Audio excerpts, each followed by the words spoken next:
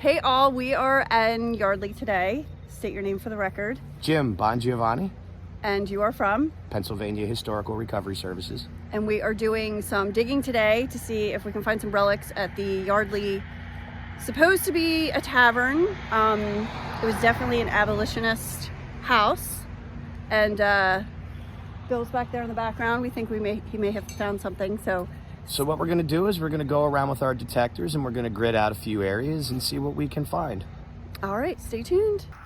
So what I did, because there's a high concentration of trash in the ground, I switched over to a metal detector that has a faster reactivity time. So that way, if there's something good underneath or next to something bad, I'll be able to find it, which may be the case here.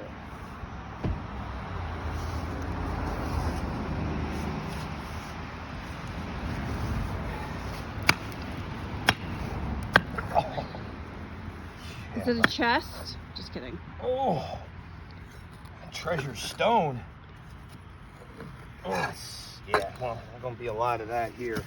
The proximity to the river.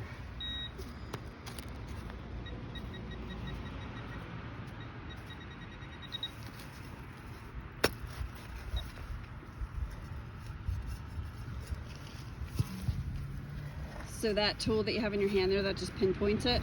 Yes. This helps. First of all, it helps you find it faster. And when you get old like me, it helps with your eyes, There's too. another one of those weird... Oh, It no. is actually a bullet still in the casing. Shut up. A 22. Wow. So how old is that? That's somewhere, that's within the... I'd say it's probably about 70 to 100 years old. Oh my gosh. Very cool. Wasn't kept up, and when that happens, you get the trash from the road that blows in. You get the kids that come in and party and throw the beer tabs everywhere. When beer had tabs. When beer had tabs, that's there. I'm aging myself. It's all right.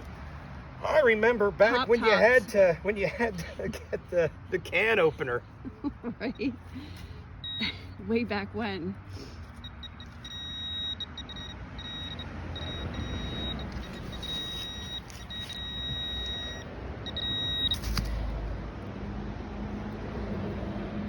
Washer.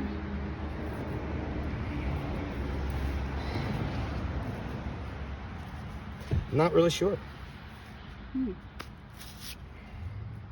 It's brass and it's stamped. I think this has to do more with it being some type. I'm gonna say this has to do a piece of an old oil lamp, possibly. Okay. It's kind of tough. See, it's brass and it's stamped. It's stamped brass, but it doesn't look that old. But then again, not everything that comes out of the ground that's been in the ground for a while has the deterioration to make it look old. Right. But I would say that so far is a little bit more hopeful than just the modern nickels and dimes and stuff so far. All right, we're getting there. So it'll be here. We just got to find it amongst everything else. That's all. Yep. All right. So I want to see if we can take your headphones off and see if I can record what it sounds like on here. Oh, sure. So you guys are going to hear what it sounds like when he's swiping. Okay, go ahead. Whoops, sorry.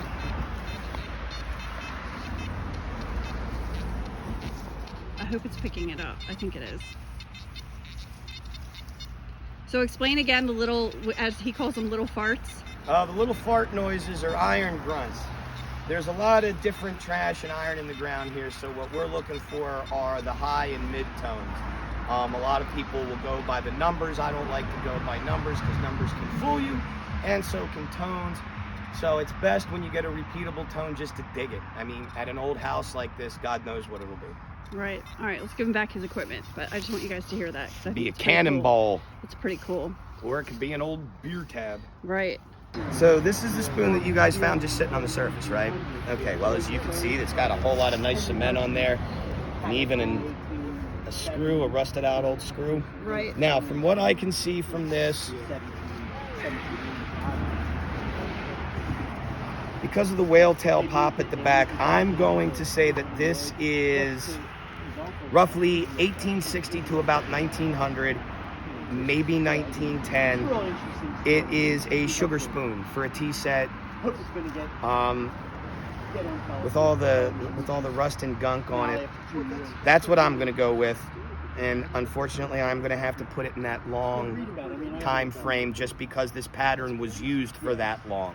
Okay. So once this gets cleaned up and you can get the markings off the back of it, once we see the maker's mark, Right. we can kind of tie it down to maybe a time frame of only 20 years instead of 50. How would you suggest cleaning it up? What would you use? Something like this, I would use electrolysis. Really? Because you've got cement on it, and it's going to break the cement away from it cleanly, and it will also get most of the rust and corrosion off of it. Because I'm seeing a lot of rust on this, I'm going to say this is somewhere later 1800s. Okay. Well, thank you for your opinion. Oh, thank you for having us out today. I really appreciate you guys having us out. It was awesome. Thank you for coming. No problem.